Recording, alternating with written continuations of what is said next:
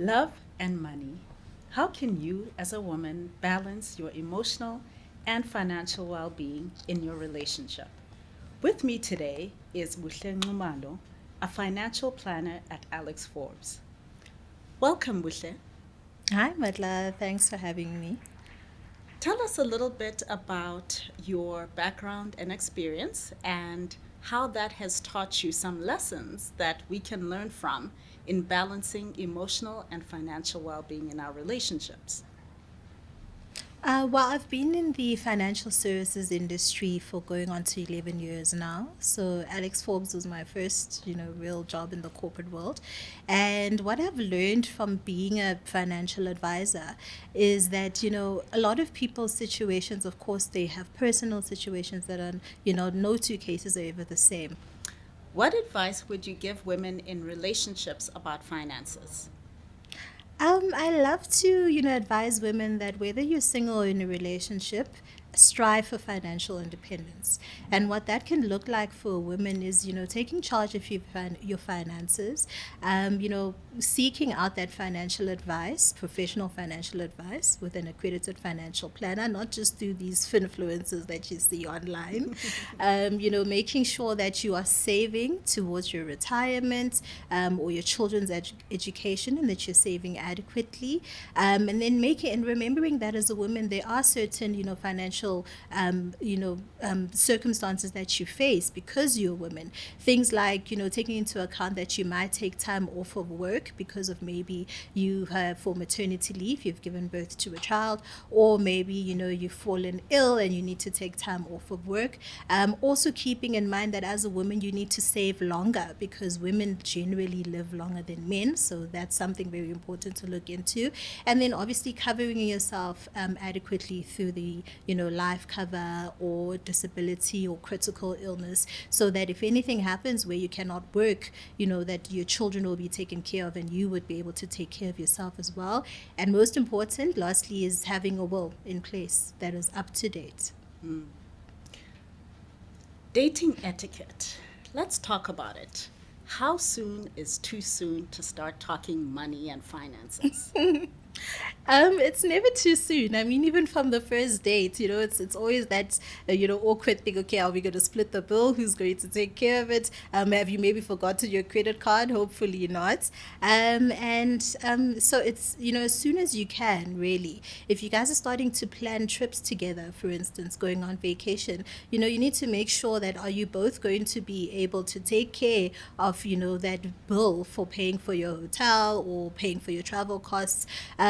There's a funny case that just happened recently. I think it was all on social media where this lady had gone to the Durban July with a partner of hers, and her partner, they felt they had an argument, and the partner left her high and dry, and she didn't have any finances or financial means to make sure that she could get back home. And you don't want to find yourself in such a situation. It's embarrassing. One, now you're on social media, or she was on social media asking for lifts or handouts so she could be able to get back home. So, one, know yourself as a woman. What are your finances looking like? And yes, have a transparent conversation with your partner because it is a partnership. Being in a relationship is a partnership and not just in, lovey dovey, but knowing that, what are your costs, expenses, what are your debts, how is your partner handling debt.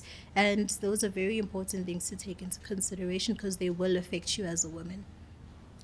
Buhle, power dynamics between husband and wife or in any relationship have always been there. But women these days are more independent. Has that improved their situation? I find that it has. Women nowadays, unlike back in the old days where women were unable to purchase either property or cattle. Let's use cattle. Back in the day, you couldn't purchase it if you were not married or you didn't have the consent of your husband to do that. And nowadays women are working. They are in the workforce. They're working really good jobs.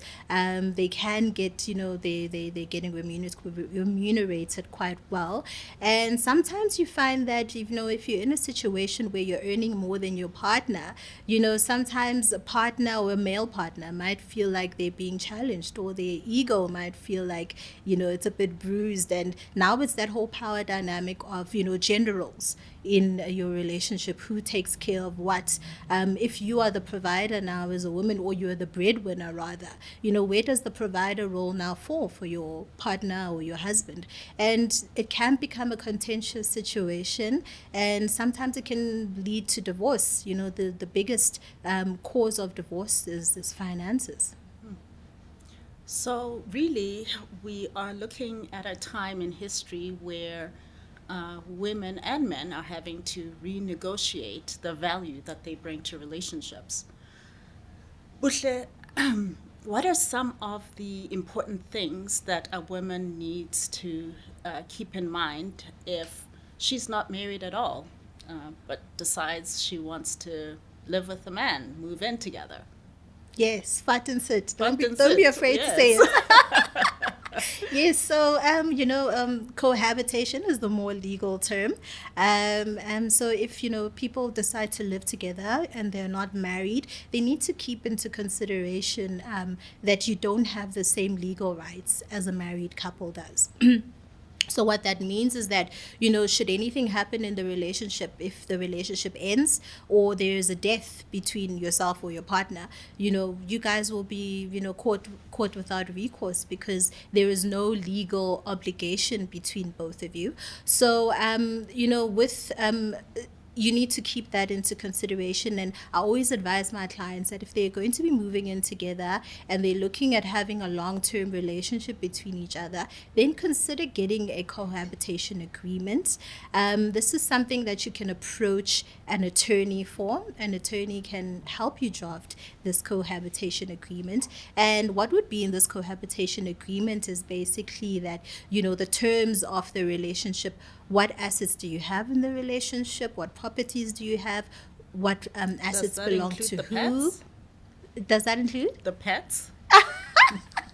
Yes, because that's such an important one. Because most of the time, who takes the dog Yes, who if takes the the relationship dog ends? when the It's- relationship it's- ends? Yes, you can. Include that. I don't think anything is off bounds.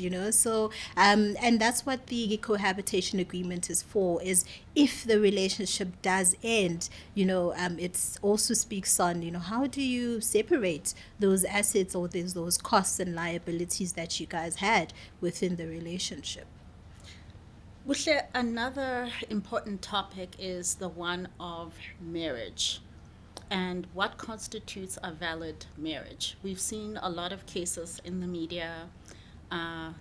Spouse passes away and the validity of the marriage is questioned, particularly with traditional marriages.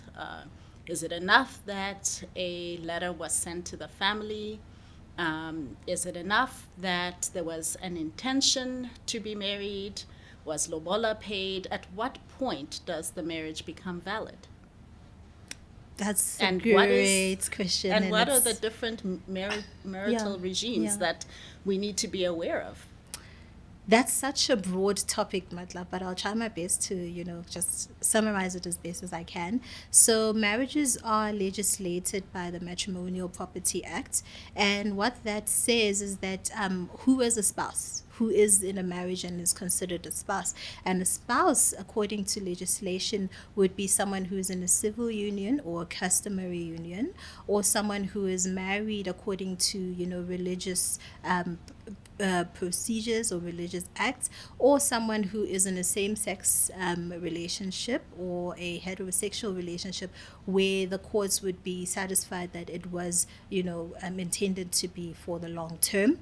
And then there are different marital regimes that come into play. So there is your in community of property, there's out of community of property, with or without accrual. So You have to explain that one. Lucia. Yes, it's What very- is this accrual story? Yeah. So accrual is basically just what have you accrued within the marriage. After So the marriage, after you get married. after, yeah. So you get married, and then what are you accruing together as married partners within the marriage, right? So whatever you've come in to the marriage with, that will not be considered, for as almost your joint property with your partner. So with accrual means that should the relationship or the marriage come to an end, what you have accrued assets within the marriage, that is what would be then kind of split between you guys, or you would have a claim for at the end of the marriage. And then we've got in community of property. Very important to note that customary marriages are seen as in community of property. So going back to that question or that statement of, is a letter enough? Is lobola enough? Or are you married and all of that? So my clients, I always let them know that before that the uncles, come knocking at your gate, and before those negotiations happen, if you do not want to be seen as a married couple who are married in community of property, that you make sure that you get together with the notary and get a anti-nuptial contract drafted before the lobola negotiation happens. Because if you have the lobola negotiation before drafting up that anti-nuptial contract, then you will be married in community of property, and it would be very difficult now for you to have to apply for a post-nuptial agreement, which is even more expensive to apply for and get drafted. So timing is everything. Yes. It does suggest that it's quite important to seek a legal opinion, or at least get advice before entering into a marriage that you don't want to be automatically considered to be in Yes. community of property. If you want it to be in community of property, then you do nothing. But if you don't want that, then you should be seeking advice before the proceedings begin. 100%, yes. Buhle, if a marriage does end, what form of recourse would a woman have for spousal or child maintenance or support? Okay, so if you're married in community of property, it's a bit more simple in that you have an equal claim to the joint property of the estate of yourself and the joint estate of yourself and your spouse. So if it ends in a divorce or a death, you have 50% claim over the joint estate. That's in community of property. If you're married out of community of property without accrual, a lot of people have been found destitute in the instance of, let's say, a housewife. You haven't been working, you don't have assets of your own. They found destitute where now you can't claim anything, but you can then approach the courts to apply for a maintenance order for your spouse, where they can pay maintenance towards you, and then with your children you can apply for a child maintenance through the courts as well. And it's always best to do that, because you don't want it to be a hear and say, oh, we spoke about this, so it's valid. So if you have the courts involved, they can make sure that your ex-partner pays their dues towards your children. And if they don't, there's a section in the child maintenance order where you can actually claim from the grandparents of that child. So the parents of your partner, your ex-partner, your ex-spouse, or even the siblings, if there's no parents that they have, for them to now be liable to take care of your children. So there's always a recourse that you can take as a woman. Good to know, Buhle. So if your ex is a deadbeat, you can go after the grandparents. Definitely, Or yes. brothers and that sisters. option is there, yes. Okay, always good to know. Buhle, any final thoughts on love and money? Transparency. I think that's the biggest part, is be transparent with your partner. Don't be caught off guard where you do not even know that this person, had an extra, apartment that you did not know about. And also to mention about your pension as well. Make sure that you have adequately nominated beneficiaries there as well, because that does not fall into your estate. So have your will done correctly and have your pension fund nominations done correctly as well. So there is this common perception that beneficiary nomination and a will are one and the same thing. They're definitely not. So they're both governed by completely different legislations. So it's important. So one does not interfere with the other. So it's very important to distinguish between the two and make sure that you've made the appropriate arrangements for both of them.